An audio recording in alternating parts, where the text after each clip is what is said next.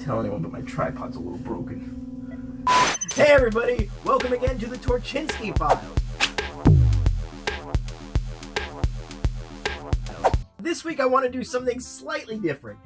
Occasionally, in either the comments when we run one of these articles on Jalopnik, or when in the YouTube comments, somewhere buried in between how short and ugly I am and, anti-Semitic comments, people often request that I show around more of the stuff that I have in the basement so they can get an idea of all the kind of crap that I have here. So I think that's an entirely valid request. So today, I just want to do a quick walkthrough and show you some of the more interesting things. And if there's anything you guys think I should focus on, then by all means, let me know in the comments, and you can still say how ugly I am. I don't mind, but focus on maybe a little more kinds of things you want to see on more episodes of the Torchinsky Files. So let's start with what's all the stuff behind me right now. Some of these things you've seen before.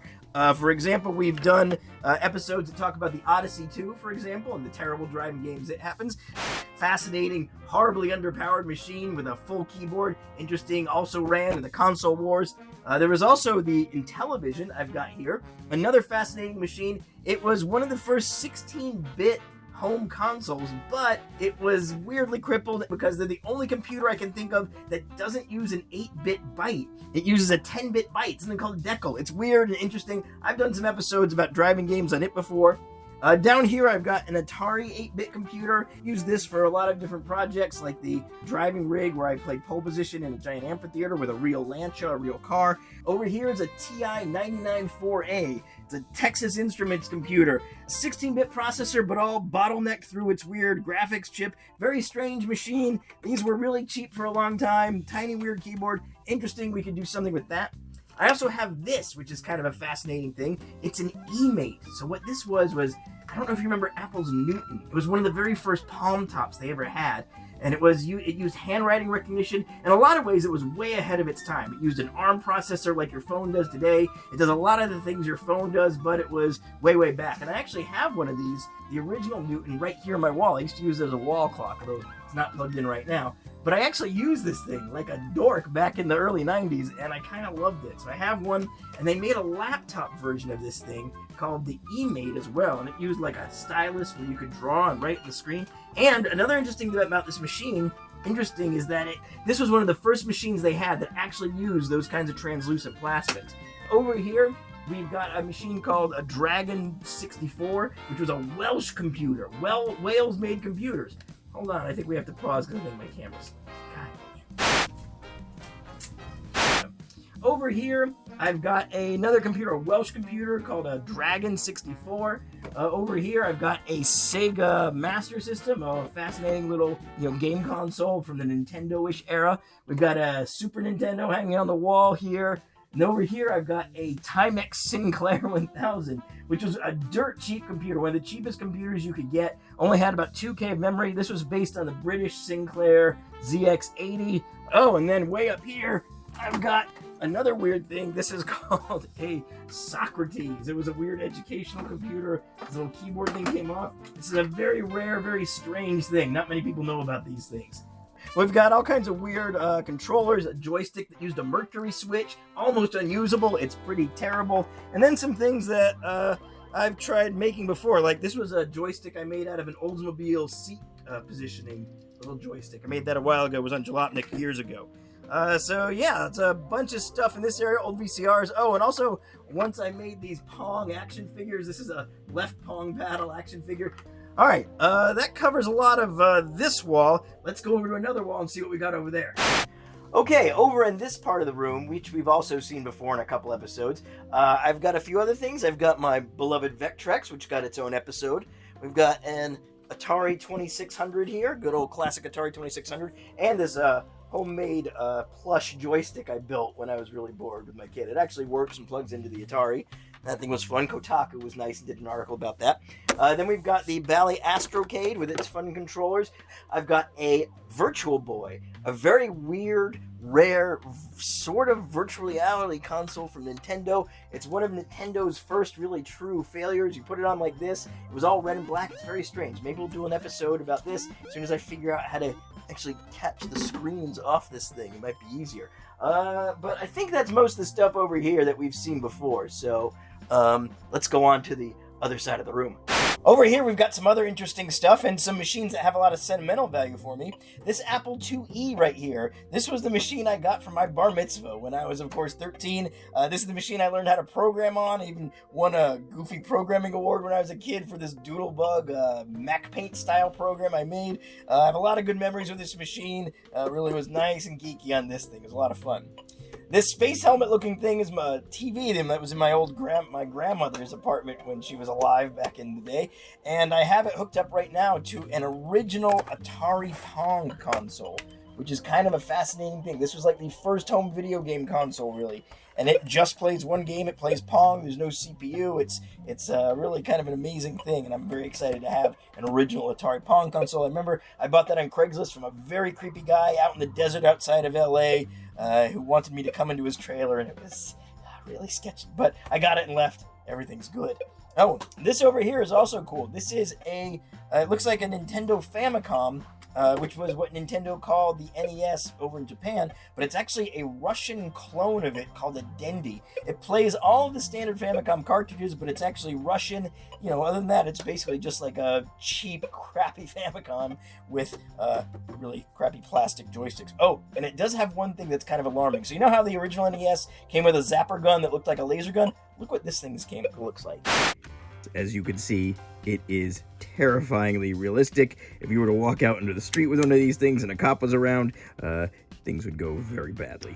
Over here is where I actually do all my Jalopnik work and writing, and this is just the desk I use for all my Jalopnik stuff and where I wrote my book that you can purchase and all the other things. All happens right here, just in case you were curious what it's like. I'm not sure if there's anything super interesting other than there's just a whole bunch of crap everywhere. This is a workbench where I have a whole bunch of stuff I'm working on. For example, that one plane display project for my beetle speedometer that I haven't thought about in years. I still have all the pieces needed for that right here. And that's still sort of in progress. I just got a lot going on. You know how it is. But anyway, yeah, if you're ever curious what it looks like where I actually sit and work, this is it. This, for example, is this arcade cabinet. This was a hoax arcade machine I made for a Kyrgyzstani game called Ulak Tartish, which is like polo they play with a headless goat.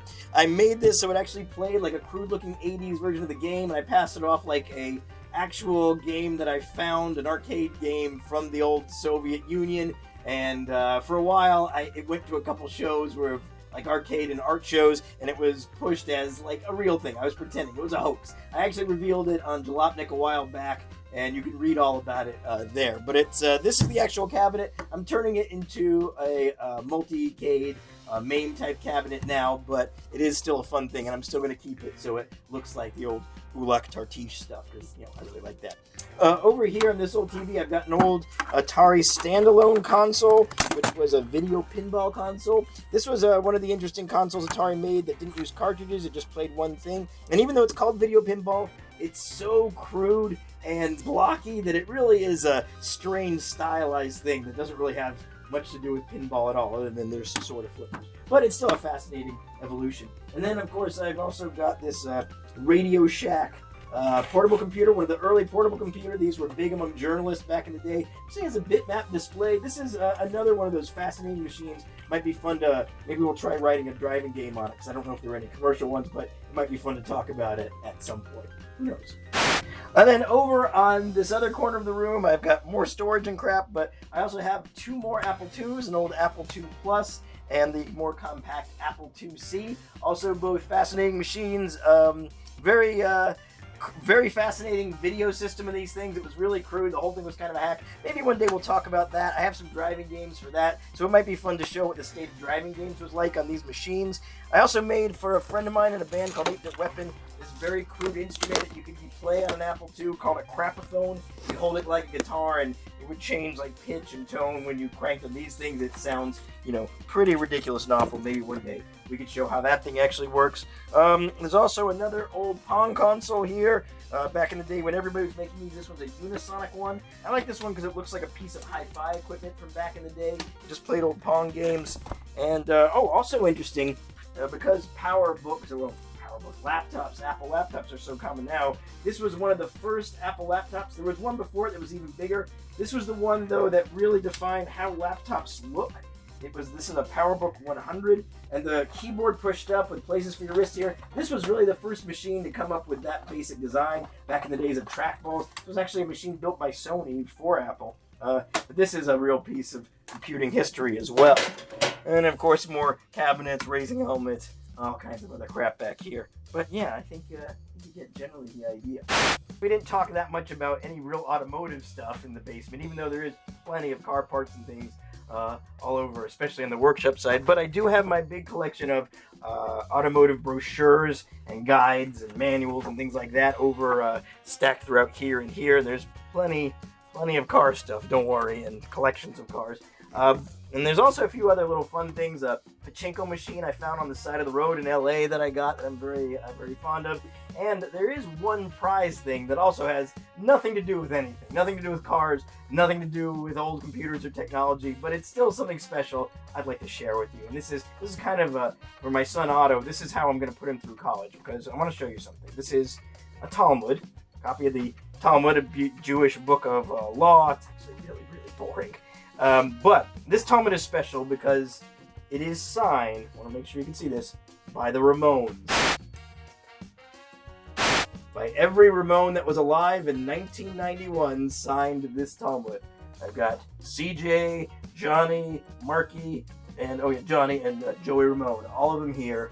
All of the Ramones signed my Talmud. This is possibly the only Talmud in the universe signed by the Ramones, and I'm very, very proud of this thing. So there you go. There's all the good stuff I have here in the basement. If there's any of these computers or game systems or equipment or anything you've seen here you think might be good for a future episode, now's the time to tell me. I'm happy to listen, because look, this is all about us having fun and digging through a bunch of crap and giving me some kind of meager, thin justification to keep hoarding all of this absurd shit.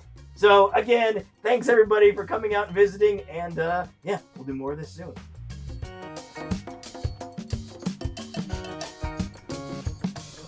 It smells funny.